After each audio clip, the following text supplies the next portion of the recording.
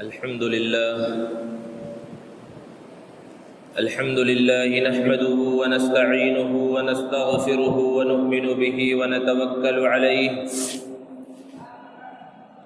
ونعوذ بالله من شرور أنفسنا ومن سيئات أعمالنا من يهده الله فلا مضل له ومن يضلله فلا هادي له ونشهد أن لا إله إلا الله وحده لا شريك له ونشهد أن سيدنا ومولانا محمدا عبده ورسوله صلى الله تعالى عليه وعلى آله وأصحابه وبارك وسلم تسليما كثيرا أما بعد فأعوذ بالله من الشيطان الرجيم بسم الله الرحمن الرحيم إلا تنصروه فقد نصره الله إذ أخرجه الذين كفروا ثاني اثنين إذ هما في الغار إذ يقول لصاحبه لا تحزن إن الله معنا صدق الله العظيم۔ معزز سامعین کرام، بزرگوں اور دوستوں، ربیع الاول کے مہینے کی مناسبت سے نبی کریم صلی اللہ علیہ وسلم کی سیرت کے مختلف گوشوں کا تذکرہ کیا جا رہا تھا سلسلے وار، لیکن صوبے میں الیکشن کی وجہ سے گزشتہ جمعہ کو الیکشن میں ووٹ ڈالنے کی اہمیت اور ووٹ کا کیا مقام و مرتبہ ہے شرعی اعتبار سے اس کو بیان کیا گیا، اور آج اس صوبے کے اندر ووٹ ڈالے جا رہے ہیں۔ جن لوگوں نے اپنا ووٹ ڈال دیا ہے بہت اچھی بات ہے، اور جنہوں نے اب تک بھی اپنا ووٹ نہیں ڈالا وہ جمعہ کی نماز سے فارغ ہونے کے بعد سب سے پہلے یہی کام انجام دیں۔ گزشتہ جمعہ کو تفصیل کے ساتھ اس کے بارے میں بات آ چکی ہے کہ ووٹ کی شرعی حیثیت کیا ہے اور اس کا کیا درجہ ہے۔ بہرحال نبی کریم صلی اللہ علیہ وسلم کی سیرت کا تذکرہ چل رہا تھا۔ جب اللہ کے رسول صلی اللہ علیہ وسلم کو نبوت کی ذمہ داری دی گئی اور آپ صلی اللہ علیہ وسلم نے مکہ المکرمہ میں لوگوں کو دین کا پیغام پہنچانا شروع کیا، تو وہ لوگ جو آپ سے محبت کرتے تھے، آپ کو صادق اور امین کے لقب سے پکارا کرتے تھے، وہ آپ کے جانی دشمن بن گئے، اور آپ کو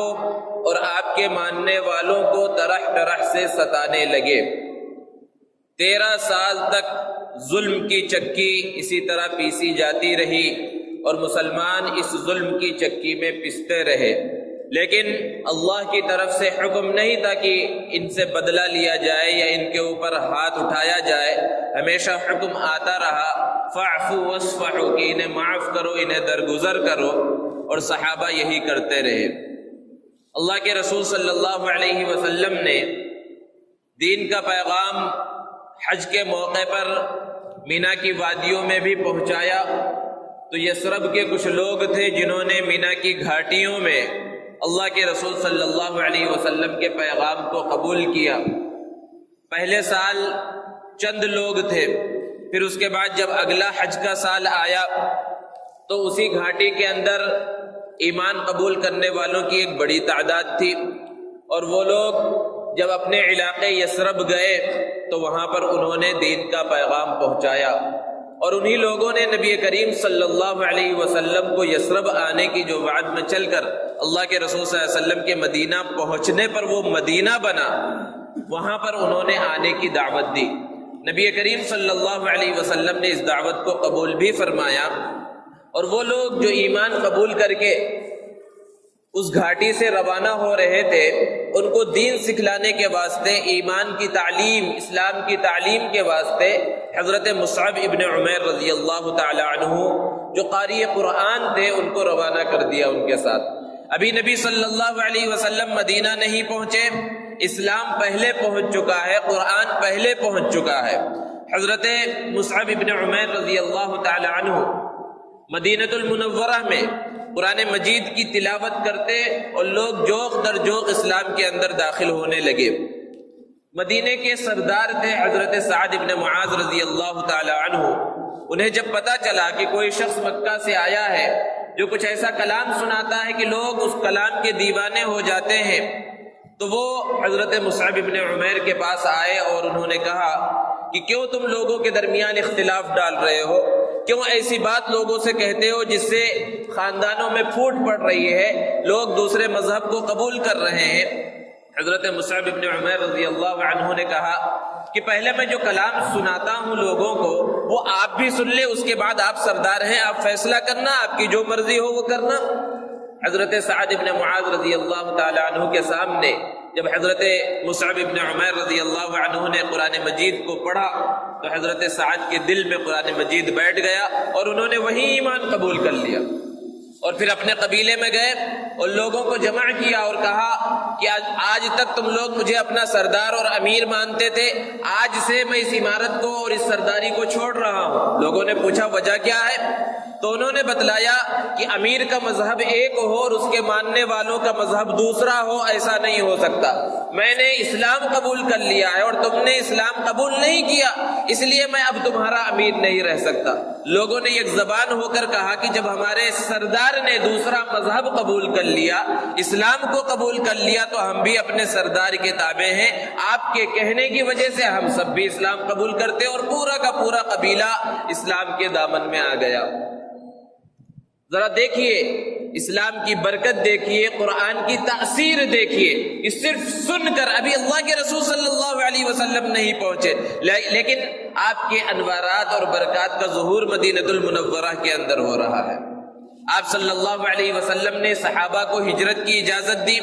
لیکن مکہ چھوڑ کر مدینہ چلے جانا یہ کوئی بچوں کا کھیل نہیں تھا۔ وہ لوگ جو 13 سال سے مسلمانوں کو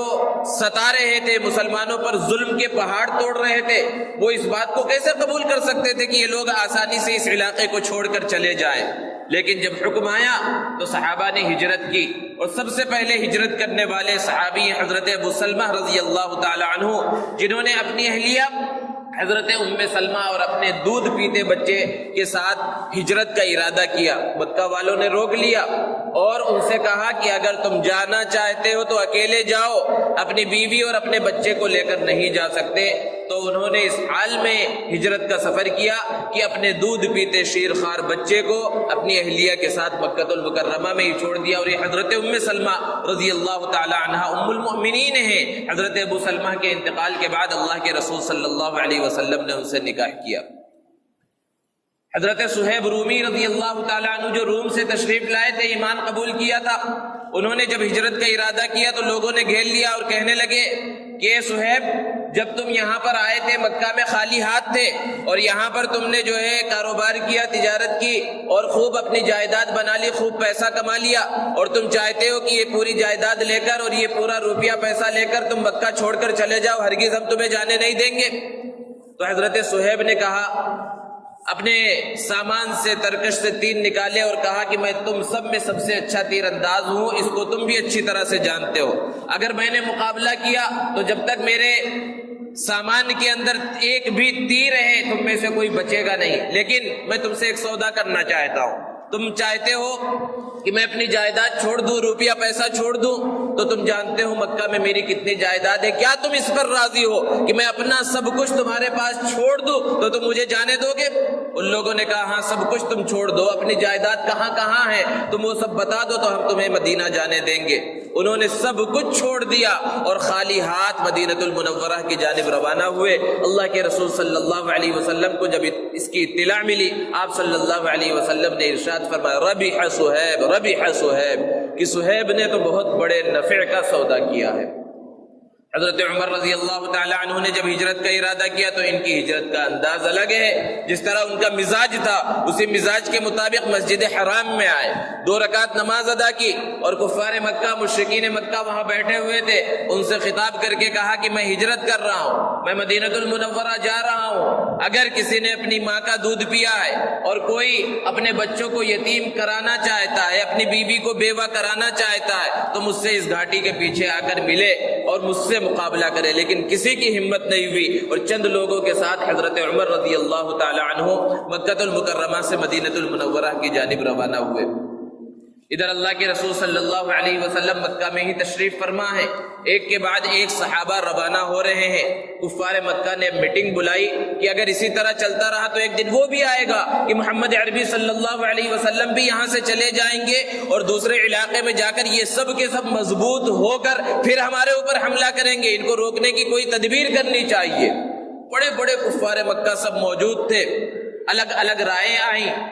اللہ نے قرآن مجید کے اندر اس کو بیان کیا، وَإِذْ يَمْكُرُ بِكَ الَّذِينَ كَفَرُوا لِيُثْبِتُوكَ أَوْ يَقْتُلُوكَ أَوْ يَخْرُجُوكَ وَيَمْكُرُونَ وَيَمْكُرُ اللَّهُ وَاللَّهُ خَيْرُ الْمَاكِرِينَ، کہ وہ پورے لوگ جمع ہوئے تھے اور وہاں تدبیریں کر رہے تھے، مشورہ کر رہے تھے کس بات کا کہ کیا کیا جائے۔ بعض لوگ کہہ رہے تھے آپ کو قید کر لیا جائے، بعض کہہ رہے تھے آپ کو جلا وطن کر دیا جائے، بعض کہہ رہے تھے آپ کو قتل کر دیا جائے، اور اسی پر فیصلہ ہوا کہ محمد عربی صلی اللہ علیہ وسلم کو نعوذ باللہ قتل کر دیا جائے۔ اور قتل بھی کس انداز میں کیا جائے کہ کوئی ایک آدمی قتل کرے گا تو پھر بدلے میں قصاصاً اسے قتل کر دیا جائے گا۔ قتل اس انداز میں کیا جائے کہ مکہ کے جتنے بڑے بڑے قبیلے ہیں، 100 قبیلے، سب کے سردار مل کر ایک ساتھ محمد عربی صلی اللہ علیہ وسلم پر حملہ کریں تو یہ بنو ہاشم کسی سے قصاص نہیں لے سکیں گے۔ 100 جنگجو اور بہادر سرداروں سے کہاں مقابلہ کر سکیں گے؟ اور اس پر انہوں نے عمل کرنے کا فیصلہ کیا کہ جب رات ہو حضور صلی اللہ علیہ وسلم کے گھر کو گھیر لیا جائے، اور جب صبح نماز کے واسطے محمد صلی اللہ علیہ وسلم نکلے، یک بارگی محمد عربی صلی اللہ علیہ وسلم پر یہ 100 سردار جو بہادر ہوں یہ سب مل کر حملہ کر دیں۔ اللہ رب العزت نے بیان فرمایا وَيَمْكُرُونَ، وہ وہاں بیٹھ کر تدبیریں کر رہے تھے، وَيَمْكُرُ اللَّهُ، اور ایک طرف اللہ کی تدبیر تھی، وَاللَّهُ خَيْرُ الْمَاكِرِينَ، اور سارے تدبیر کرنے والوں میں اللہ رب العزت سب سے بہتر تدبیر کرنے والا ہے۔ اس پورے واقعے کی، پورے مشورے کی، انہوں نے جو جو چالیں چلی تھی، جو تدبیریں کی تھی، سب کی اطلاع حضور اکرم صلی اللہ علیہ وسلم کو اللہ رب العزت نے دی۔ اور ادھر ہجرت کا حکم محمد عربی صلی اللہ علیہ وسلم کے لیے بھی آ گیا۔ دن کے وقت میں، دوپہر کی سخت دھوپ میں، اللہ کے رسول صلی اللہ علیہ وسلم سیدنا ابو بکر صدیق رضی اللہ تعالی عنہ کے گھر تشریف لے گئے اور کہا کہ ہجرت کی اجازت ملی ہے۔ حضرت ابو بکر صدیق نے پوچھا کیا مجھے بھی ساتھ چلنے کا حکم ہے؟ اللہ کے رسول صلی اللہ علیہ وسلم نے کہا ہاں تمہیں بھی ساتھ چلنے کا حکم ہے۔ انہوں نے 2 اونٹنیاں پیش کی اور کہا میں اسی دن کے واسطے ان دونوں کو تیار کر رہا تھا، ان میں سے جو آپ کو پسند ہو وہ آپ لے لیجئے۔ اللہ کے رسول صلی اللہ علیہ وسلم نے ارشاد فرمایا ان میں سے ایک میں ضرور لوں گا لیکن یوں ہی نہیں لوں گا۔ اللہ کے رسول صلی اللہ علیہ وسلم نے قیمت ادا کی۔ حالانکہ ایک موقع پر اللہ کے رسول صلی اللہ علیہ وسلم نے ارشاد فرمایا کہ ابو بکر کے مال نے جتنا مجھے نفع پہنچایا کسی اور کے مال نے مجھے اتنا نفع نہیں پہنچایا، اور جتنے لوگوں کے حق تھے میں نے سب کے حق دنیا میں ہی ادا کر دیے سوائے حضرت ابو بکر صدیق کے۔ لیکن جب ہجرت کا موقع آیا تو ان کی طرف سے ہدیے میں جو اونٹنی مل رہی ہے اس کو قبول نہیں کیا، کیونکہ ایمان کے بعد ہجرت کا بہت بڑا مقام تھا، اور اللہ کے رسول صلی اللہ علیہ وسلم چاہتے تھے کہ اس کے اندر جان بھی اپنی لگے اور مال بھی اپنا لگے۔ اللہ کے رسول صلی اللہ علیہ وسلم نے کہا رات میں نکلنا ہے، اور رات میں اللہ کے رسول صلی اللہ علیہ وسلم اپنے گھر کے اندر موجود ہے، ساتھ میں سیدنا علی رضی اللہ تعالی عنہ ہے۔ کفار مکہ نے گھر کو گھیر لیا ہے۔ حضرت علی رضی اللہ تعالی عنہ نے دروازے کے سوراخ سے جھانک کر دیکھا تو سب بڑے بڑے قریش کے سردار اور بڑے بڑے جنگجو وہاں پر موجود ہیں۔ اللہ کے رسول صلی اللہ علیہ وسلم سے کہا کہ انہوں نے تو گھیر رکھا ہے۔ اللہ کے رسول صلی اللہ علیہ وسلم نے ارشاد فرمایا یہ کچھ نہیں کر سکیں گے، تم میرے بستر پر آرام کرو، اور یہ مکہ والے، یہ جو لوگ میری جان کے دشمن ہیں، انہوں نے امانتیں میرے پاس رکھوا رکھی ہیں، ان امانتوں کو صبح ان کے سپرد کر کے تم بھی مجھ سے مدینے میں آ کر مل لینا۔ جب اللہ کے رسول صلی اللہ علیہ وسلم نے اس بات کو ارشاد فرمایا، حضرت علی رضی اللہ تعالی عنہ حضور صلی اللہ علیہ وسلم کے بستر پر لیٹ گئے، اور محمد عربی صلی اللہ علیہ وسلم نے دروازہ کھولا اور مٹی اٹھائی اور کچھ پڑھتے ہوئے ان کی طرف پھینکا۔ ان کی آنکھیں اندھی ہو گئی۔ اللہ کے رسول صلی اللہ علیہ وسلم ان کے سامنے سے 100 سرداروں کے، اور جو بڑے بہادر تھے، جنگجو تھے، ان کے سامنے سے اللہ کے رسول صلی اللہ علیہ وسلم نکل گئے، انہیں پتہ بھی نہ چلا، اور وہ انتظار میں ہی رہے۔ جب صبح کی سفیدی آسمان پر نظر آنے لگی، ایک شخص کا وہاں سے گزر ہوا، دیکھا یہاں بڑے بڑے سردار موجود ہیں، بڑے بڑے بہادر موجود ہیں، پوچھا کس کا انتظار کر رہے ہو؟ لوگوں نے کہا ہم محمد صلی اللہ علیہ وسلم کا انتظار کر رہے ہیں۔ اس نے مذاق اڑایا اور کہا وہ تو کب کا جا چکے ہیں۔ لیکن ان لوگوں نے یقین نہیں کیا. لیکن جب اللہ کے رسول صلی اللہ علیہ وسلم کے گھر سے, آپ کے بستر سے حضرت علی رضی اللہ تعالیٰ عنہ کو اٹھتے ہوئے دیکھا تو پھر وہ مایوس ہو گئے, شرمندہ ہو گئے, اور انہوں نے حضور اکرم صلی اللہ علیہ وسلم کو پکڑنے کے لیے 100 اونٹوں کے انعام کا اعلان کیا کہ جو بھی محمد عربی صلی اللہ علیہ وسلم کو پکڑ کر لائے گا اسے 100 اونٹ انعام دیے جائیں گے. اس زمانے کے اعتبار سے 100 اونٹ کوئی معمولی انعام نہیں تھا, بہت بڑا انعام تھا. اور ادھر اللہ کے رسول صلی اللہ علیہ وسلم اپنے ساتھی یار غار حضرت ابوبکر صدیق رضی اللہ تعالی عنہ کے گھر پہنچے ہیں. لمبا تفصیلی واقعہ ہے. وہاں سے توشہ ساتھ میں لیا اور حضرت ابوبکر صدیق رضی اللہ تعالی عنہ کے ساتھ مدینۃ المنورہ کی جانب روانہ ہوئے. اور پہلا پڑاؤ جو ہوا وہ غار ثور پر ہوا. اللہ کے رسول صلی اللہ علیہ وسلم کی جو حکیمانہ زندگی اور حکیمانہ فیصلے, ذرا تصور کیجئے کہ جو لوگ ان مقامات مقدسہ کو دیکھنے کے واسطے گئے ہیں انہیں اندازہ ہوگا کہ مکۃ المکرمہ سے غار ثور ایسے مقام پر واقع ہے جو مدینہ کی بالکل مخالف سمت میں ہے. حالانکہ سفر کرنا ہے مدینے کی جانب, لیکن مکہ سے غار ثور جو بالکل الٹی سمت میں ہے اس طرف سفر کیا, کیونکہ بچنے کے واسطے کہ کفار مکہ کی آنکھ میں دھول ڈالی جائے, انہیں پتہ بھی نہ چلے, اور ادھر اللہ کے رسول صلی اللہ علیہ وسلم دور نکل جائے. کیونکہ کفار مکہ کو پتہ تھا کہ مسلمان ہجرت کر رہے ہیں اور مدینے کی طرف جا رہے ہیں, اور مدینے کا راستہ ادھر سے جاتا ہے. اللہ کے رسول صلی اللہ علیہ وسلم نے ادھر سفر کرنے کے بجائے اس کے مخالف سمت میں سفر کیا اور لمبا راستہ طے کرتے ہوئے مدینۃ المنورہ پہنچے.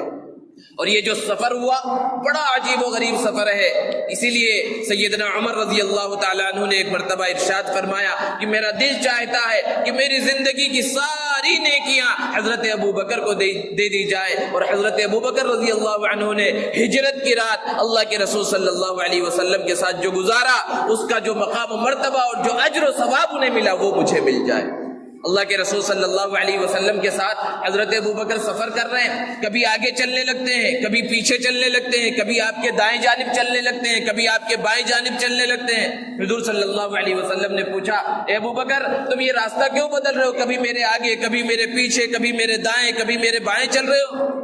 حضرت ابوبکر رضی اللہ عنہ نے عاشقانہ جواب دیا, اللہ کے رسول جب مجھے خطرہ آگے سے محسوس ہوتا ہے تو میں آگے چلتا ہوں, جب خطرہ پیچھے سے محسوس ہوتا ہے تو آپ کے پیچھے چلنے لگتا ہوں, داہنی جانب سے خطرہ محسوس ہوتا ہے تو داہنی جانب چلنے لگتا ہوں, اور بائیں جانب سے خطرہ محسوس ہوتا ہے تو بائیں جانب چلنے لگتا ہوں. یہ محبت تھی سیدنا ابوبکر صدیق رضی اللہ تعالی عنہ کو اللہ کے رسول صلی اللہ علیہ وسلم سے. اور جب غار ثور پر پہنچے اللہ کے رسول صلی اللہ علیہ وسلم سے عرض کیا آپ یہیں تشریف رکھیے. اندر غار کے اندر تشریف لے گئے تو وہ غار صاف نہیں تھا, انہوں نے صاف کیا. بہت سارے سوراخ تھے جانوروں کے, اپنے چادر کو پھاڑ پھاڑ کر ان سارے سوراخوں کو بند کر دیا. چادر ختم ہو گئی, ایک سوراخ باقی رہ گیا, وہاں پر اپنے پیر کو رکھ دیا اور اللہ کے رسول صلی اللہ علیہ وسلم سے کہا آپ اندر تشریف لائیے. آپ صلی اللہ علیہ وسلم اندر تشریف لائے اور آپ لیٹ گئے. حضرت ابوبکر صدیق رضی اللہ تعالی عنہ کے گود میں سر رکھ کر آپ کو نیند آ گئی, اور اس سوراخ پر جس پر انہوں نے پیر رکھا تھا وہاں پر ایک زہریلا سانپ تھا, اس نے حضرت ابوبکر صدیق رضی اللہ تعالی عنہ کو ڈس دیا. تکلیف کی شدت ہے لیکن ذرہ برابر حرکت نہیں کی کہ کہیں حضور اکرم صلی اللہ علیہ وسلم کی آنکھ نہ کھل جائے, لیکن تکلیف کی شدت کی وجہ سے آنکھوں سے آنسو نکلے اور وہ حضور اکرم صلی اللہ علیہ وسلم کے رخسار مبارک پر گرے, جس سے اللہ کے رسول صلی اللہ علیہ وسلم بیدار ہو گئے اور کہا اے ابو بکر کیا بات ہے, کیا تکلیف ہے؟ تو انہوں نے اس تکلیف کا اظہار کیا. اللہ کے رسول صلی اللہ علیہ وسلم نے اس تکلیف کے مقام پر اپنا لعاب دہن لگا دیا. اس تکلیف کی جو شدت تھی وہ ختم ہو گئی. اور ادھر دشمن انعام حاصل کرنے کے واسطے ہر طرف پھیل چکا ہے کہ کس طرح 100 اونٹوں کا انعام حاصل کیا جائے اللہ کے رسول صلی اللہ علیہ وسلم کو پکڑنے کے واسطے. اور اتنا قریب غار ثور کے وہ پہنچ گئے, حضرت ابوبکر صدیق رضی اللہ تعالی عنہ نے فرمایا کہ اگر وہ اپنے قدموں میں بھی دیکھتے تو ہمیں دیکھ لیتے, لیکن اللہ رب العزت نے قرآن مجید کے اندر بیان فرمایا کہ ہم نے ان کے اوپر سکون کو نازل فرمایا اور ایسے لشکر کے ذریعے ان کی مدد کی جس کو تم دیکھ نہیں سکتے تھے. اللہ جس چیز کے ذریعے چاہے حفاظت فرما سکتے ہیں, وہاں اللہ نے مکڑیوں کے جالے کے ذریعے حضور اکرم صلی اللہ علیہ وسلم اور سیدنا ابو بکر صدیق رضی اللہ تعالی عنہ کی حفاظت فرمائی کہ وہ دروازہ جس سے داخل ہوئے تھے وہاں مکڑیوں نے جالا تن دیا, اور جہاں مکڑیوں کے جالے نظر آتے ہیں عام طور پر انسان سمجھ جاتا ہے کہ بہت زمانہ ہوا ادھر سے کوئی گزرا نہیں ہے, تو وہ کفار مکہ اور وہ دشمنان رسول وہاں پر پہنچ چکے تھے، لیکن غار کے دہانے پر انہوں نے مکڑیوں کے جالے کو دیکھا تو یہ سوچ کر اندر نہیں گئے کہ یہاں تو کوئی لمبا زمانہ ہوا ہے، اندر نہیں گیا حضرت ابوبکر صدیق رضی اللہ تعالیٰ عنہ نے لیکن خوف کا احساس کیا، خوف محسوس کیا۔ اللہ کے رسول صلی اللہ علیہ وسلم نے انہیں تسلی دی، ارشاد فرمایا لا تحزن ان اللہ معنا، تم غم مت کرو، بے شک اللہ رب العزت ہمارے ساتھ ہے۔ اور ادھر انعام حاصل کرنے کے واسطے الگ الگ لوگ نکل رہے تھے، انہی انعام حاصل کرنے والوں میں سراقہ بن مالک بن جعشم بھی ہے، جس کو جب پتا چلا کہ کفار مکہ نے اور قریش مکہ کے سرداروں نے 100 اونٹوں کا انعام کا اعلان کیا ہے تو انعام حاصل کرنے کی لالچ میں خود بیان کرتا ہے کہ میں نکلا، اپنے گھوڑے کو لیا اور بالکل قریب جب اللہ کے رسول صلی اللہ علیہ وسلم غار ثور سے باہر نکلے ہیں اور مدینہ المنورہ کا سفر شروع کیا ہے تو وہاں بالکل قریب پہنچ گیا، اور قریب تھا کہ اللہ کے رسول صلی اللہ علیہ وسلم کے پاس پہنچ جائے کہ اس کے جو گھوڑے تھے قدموں تک، اس کے گھٹنوں تک زمین پر دھس گئے۔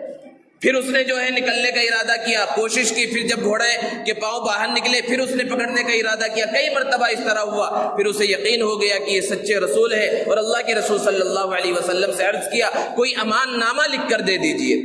آپ صلی اللہ علیہ وسلم نے چمڑے کے ایک ٹکڑے پر امان نامہ لکھ دیا اور ایک خوشخبری بھی دے دی اور کہا میں تمہارے ہاتھوں کے اندر کسرا کے کنگن دیکھ رہا ہوں۔ جن لوگوں کا ایمان اور جن لوگوں کا یقین اللہ رب العزت پر نہ ہو اور ان سب باتوں پر نہ ہو، وہ کیسے یقین کر سکتے تھے کہ ایک طرف تو اپنی جان بچانا مشکل ہو رہا ہے، چھپتے ہوئے پھر رہے ہیں، اور کہاں کسرا کے کنگن جو اس زمانے کی سپر پاور طاقت ہے کہ کسرا کے کنگن کب حاصل ہو سکتے ہیں؟ جب کسرا فتح ہو جائے، وہ ملک فتح ہو جائے۔ لیکن اللہ کے رسول صلی اللہ علیہ وسلم کی یہ پیشن گوئی حضرت عمر رضی اللہ تعالیٰ عنہ کے دور خلافت میں مکمل ہوئی، جب کسرا فتح ہوا اور وہاں کے تخت و تاج سب لائے گئے، سونا چاندی اور کنگن سب پہنچے، جب کنگنوں پر حضرت عمر رضی اللہ تعالیٰ عنہ کی نظر پڑی فوراً اللہ کے رسول صلی اللہ علیہ وسلم کا وہ فرمان یاد آ گیا کہ اللہ کے رسول صلی اللہ علیہ وسلم نے سراقہ سے کہا تھا میں تمہارے ہاتھ میں کسرا کے کنگن دیکھ رہا ہوں۔ فوراً ہی حضرت سراقہ کو بلایا جو بعد میں چل کر مسلمان ہو گئے تھے، اور وہ کنگن ان کے حوالے کیے کہ اللہ کے رسول صلی اللہ علیہ وسلم نے تمہارے بارے میں یہ فرمایا تھا۔ اور پھر آگے کا سفر جاری ہوا، اور ایک شخص ہے ابو بریدہ اسلمی، بعض روایتوں کے اندر بریدہ ان کا نام ہے، ایک بڑے لشکر کے ساتھ اللہ کے رسول صلی اللہ علیہ وسلم کو روکنے کے لیے وہاں پر پہنچا۔ اللہ کے رسول صلی اللہ علیہ وسلم کے ساتھ مکالمہ ہوا، بات چیت ہوئی۔ اللہ کے رسول صلی اللہ علیہ وسلم نے سب سے پہلے اس کا نام پوچھا کہ تمہارا نام کیا ہے؟ اللہ کے رسول صلی اللہ علیہ وسلم سے اس نے کہا کہ میرا نام بریدہ ہے۔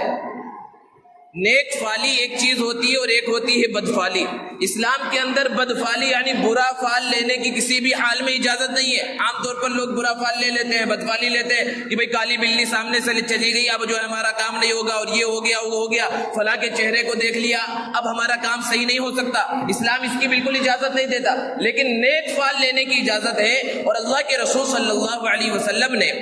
اپنی حیات طیبہ میں مختلف مواقع پر نیک فال، اچھا فال لیا ہے۔ جب ان سے یعنی وہ سامنے دشمن ہیں ان سے نام پوچھا تو ان کے نام سے نیک فالی لی۔ بریدہ برد سے نکلا ہے جس کے معنی ٹھنڈک کے ہے، تو اللہ کے رسول صلی اللہ علیہ وسلم نے ارشاد فرمایا برد امرنا، ہمارا معاملہ بھی ٹھنڈا پڑ گیا، یعنی اب ہمیں کوئی تکلیف نہیں پیش آئے گی۔ پھر ان سے پوچھا تم کس قبیلے سے تعلق رکھتے ہو؟ انہوں نے جواب دیا میں بنو اسلم سے تعلق رکھتا ہوں۔ قبیلے کے نام سے بھی اللہ کے رسول صلی اللہ علیہ وسلم نے نیک فال لیا اور کہا سلمنا، ہم محفوظ ہو گئے۔ پھر اللہ کے رسول صلی اللہ علیہ وسلم نے پوچھا بنو اسلم تو بہت بڑا قبیلہ ہے، اس قبیلے کی کس شاخ سے تعلق رکھتے ہو؟ تو انہوں نے جواب دیا بنو سہم سے۔ اللہ کے رسول صلی اللہ علیہ وسلم نے اس سے بھی نیک فال لیا اور کہا سہمک فی الاسلام، اسلام میں تمہارا بھی حصہ ہے۔ سہم کے معنی حصے کے ہیں، اور وہ جو دشمن بن کر آئے تھے اللہ کے رسول صلی اللہ علیہ وسلم کو پکڑنے کے لیے آئے تھے، ایک بڑا لشکر لے کر آئے تھے، انعام حاصل کرنے کے واسطے آئے تھے، وہیں پر انہوں نے ایمان قبول کر لیا۔ اور جب اب مدینے کا سفر جاری ہوا ہے، حضرت بریدہ اسلمی رضی اللہ تعالی عنہ کے کہنے کی وجہ سے ایک علم اور ایک جھنڈا جو حضور اکرم صلی اللہ علیہ وسلم کا تھا، اس جھنڈے کو لے کر اب مدینے کی جانب روانہ ہوئی۔ اور اسی راستے میں اللہ کے رسول صلی اللہ علیہ وسلم کی ایک خاتون حضرت ام معبد سے ملاقات ہوئی، جن کے گھر پر تشریف لے گئے اللہ کے رسول صلی اللہ علیہ وسلم، اور پیاسے تھے، دودھ کا مطالبہ کیا۔ ام معبد نے کہا ہمارے پاس دیکھو بکریاں کتنی لاغر کمزور ہیں، ان کے تھنوں میں دودھ نہیں ہے۔ اللہ کے رسول صلی اللہ علیہ وسلم نے کہا تم صرف اجازت دو۔ اللہ کے رسول صلی اللہ علیہ وسلم کو جب اجازت ملی اور آپ نے خود دودھ نکالنا شروع کیا، گھر کے پورے برتن بھر گئے، ام معبد کو پلایا، خود پیا، حضرت ابوبکر صدیق رضی اللہ تعالی عنہ کو پلایا، اور پھر آگے تشریف لے گئے۔ بعد میں جب ان کے شوہر پہنچے اور گھر کے اندر اس طرح برکت کو دیکھا اور بکریوں کو تر و تازہ دیکھا، ان کے تھنوں کو دودھ سے بھرا ہوا دیکھا، تو کہ پوچھنے لگے کہ آخر یہ سب معاملہ، یہ سب ماجرا کیسے پیش آیا؟ تو انہوں نے اللہ کے رسول صلی اللہ علیہ وسلم کی جو تعریف کی ہے حدیث کی کتابوں کے اندر موجود ہے کہ اگر صرف حضرت ام معبد رضی اللہ تعالی عنہا نے اللہ کے رسول صلی اللہ علیہ وسلم کی جو صفات، آپ کے چہرے کو، آپ کے انداز کو، آپ کی سیرت کو جو بیان کیا ہے، اگر انسان پڑھے تو اللہ کے رسول صلی اللہ علیہ وسلم کی محبت سے دل مچل جائے۔ بہرحال اللہ کے رسول صلی اللہ علیہ وسلم سفر کرتے ہوئے مدینے کے قریب قباء کے مقام پر پہنچے، اور وہاں اسلام کی سب سے پہلی مسجد اللہ کے رسول صلی اللہ علیہ وسلم نے صحابہ کے ساتھ مل کر بنائی، جسے مسجد قباء کہا جاتا ہے، اور جہاں پر ایک مرتبہ جا کر 2 رکعت نماز پڑھنا ایک مقبول عمرے کے ثواب کے برابر ہے۔ صرف وہاں جا کر 2 رکعت نماز پڑھنا۔ اللہ کے رسول صلی اللہ علیہ وسلم مدینہ المنورہ جب پہنچ گئے تو مختلف مقامات پر، کبھی سوار کبھی پیدل، اللہ کے رسول صلی اللہ علیہ وسلم بار بار قباء کے مقام پر آیا کرتے تھے، اور یہاں قباء کے مقام پر 14 دنوں تک اللہ کے رسول صلی اللہ علیہ وسلم کا قیام رہا، اور یہیں پر سب سے پہلے جمعہ کی نماز بھی قائم کی گئی، کیونکہ مکہ المکرمہ میں تو عام انداز میں اعلانیہ نماز کی اجازت ہی نہیں تھی، اس لیے اب تک اسلام میں کوئی خطبہ جمعہ کا نہیں ہوا تھا۔ پہلا خطبہ جمعہ کا وہاں پر ہوا، اللہ کے رسول صلی اللہ علیہ وسلم نے خطبہ دیا، اور اس خطبے میں 13 سالہ مکی زندگی کے ظلم و جور کا ذرہ برابر تذکرہ نہیں کیا، اللہ کی تعریف بیان کی، اور اللہ رب العزت کے فضائل، اللہ رب العزت کے جو احکامات ہیں اس کو بیان کیا، اور پھر مدینہ المنورہ کی جانب سفر شروع ہوا، اور مدینے میں کئی دنوں سے انتظار چل رہا تھا۔ لوگ مدینے سے باہر نکلتے صبح اور وہاں انتظار کر کے تھک کر شام میں واپس چلے جاتے۔ ایک دن تھا اور وہ شام کا موقع تھا، لوگوں نے دیکھا کہ دور سے دھول اڑ رہی ہے اور ایک قافلہ آ رہا ہے۔ اللہ کے رسول صلی اللہ علیہ وسلم پہنچے، اور مدینے والوں نے زبردست طریقے سے استقبال کیا، اور سب سے اچھا استقبال مدینے کی چھوٹی چھوٹی معصوم بچیوں نے کیا۔ ان اشعار کو پڑھ کر طلع البدر علینا من ثنیات الوداع وجب الشکر علینا ما دعا للہ داع ایها المبعوث فینا جئت بالامر المطاع۔ ان اشعار کے ذریعے اللہ کے رسول صلی اللہ علیہ وسلم کا استقبال کیا، اور مدینے کے لوگ جو انصار کہلائے، جو اللہ کے رسول صلی اللہ علیہ وسلم اور صحابہ اور اسلام کی مدد کرنے والے تھے، وہ سب تو اکثر مسلمان ہو چکے تھے۔ ہر ایک کی خواہش تھی کہ محمد عربی صلی اللہ علیہ وسلم ہمارے مہمان بنے، لیکن اللہ کے رسول صلی اللہ علیہ وسلم نے ارشاد فرما دیا یہ اونٹنی اللہ کے حکم کے تابع ہے، یہ جہاں جا کر رک جائے گی انہی کا میں مہمان بنوں گا۔ اور وہ اونٹنی چلتے ہوئے حضرت ابو ایوب انصاری رضی اللہ تعالی عنہ کے گھر کے سامنے رکی۔ حضرت ابو ایوب انصاری رضی اللہ تعالی عنہ کی قسمت کھل گئی، آپ صلی اللہ علیہ وسلم کے سامان کو اٹھایا، اندر تشریف لے گئے، اور پھر اس کے بعد مدینے میں پہنچ کر اللہ کے رسول صلی اللہ علیہ وسلم نے جو سب سے پہلا کام کیا وہ مسجد نبوی کی تعمیر کا تھا۔ اسی مقام کو جہاں پر اونٹنی بیٹھی تھی اللہ کے رسول صلی اللہ علیہ وسلم نے مسجد کی تعمیر کے لیے پسند کیا۔ پوچھا گیا تو بتلایا گیا یہ 2 یتیم بچوں کی ہے۔ آپ صلی اللہ علیہ وسلم نے قیمت دے کر اس زمین کو خریدا، اور خود اس تعمیر کے اندر اللہ کے رسول صلی اللہ علیہ وسلم شریک رہے۔ مسجد نبوی کی تعمیر سے فراغت کے بعد انصار مدینہ اور جو مکہ سے مہاجرین آئے تھے ان کے درمیان مواخات، بھائی چارگی کا رشتہ قائم کیا۔ ایک انصاری صحابی کو بلاتے اور ایک مہاجر کو بلاتے اور کہتے جاؤ آج سے تم بھائی بھائی ہو، تم دونوں ایک ساتھ رہو گے، ایک ساتھ تجارت کرو گے، ایک ساتھ کاروبار کرو گے۔ اور یہ کوئی خانہ پوری کا رشتہ نہیں تھا، انصار نے حق ادا کر کے دکھلایا، اپنی جائیداد میں سے حصہ دیا، کھیتوں میں سے حصہ دیا، اپنے گھر کے اندر اپنے مہاجر بھائی کو ٹھہرایا۔ اور پھر اس کے بعد اللہ کے رسول صلی اللہ علیہ وسلم نے مدینہ المنورہ کی سیاسی حالات پر نظر دوڑائی، وہاں پر یہود بہت بڑی تعداد میں آباد تھے۔ اللہ کے رسول صلی اللہ علیہ وسلم نے ان کے شر اور فتنے سے بچنے کے واسطے ان سے معاہدہ کیا، اور معاہدہ کس بات کا تھا؟ جنگ بندی کا معاہدہ تھا کہ ہمارے اور تمہارے درمیان آپس میں جنگیں نہیں ہوں گی، یہ سب اللہ کے رسول صلی اللہ علیہ وسلم کے حکیمانہ فیصلے تھے۔ یہ ہجرت کی مختصر سی روداد ہے، اور اس ہجرت کے سفر کے ذریعے 13 سال تک جو اللہ کے رسول صلی اللہ علیہ وسلم اور صحابہ کرام مکہ المکرمہ کے اندر قسم پرسی کی اور فقر و فاقہ کی اور ظلم و جور سہتے ہوئے جو زندگی گزار رہے تھے، ان سب کا خاتمہ ہوا تھا، اور مدینہ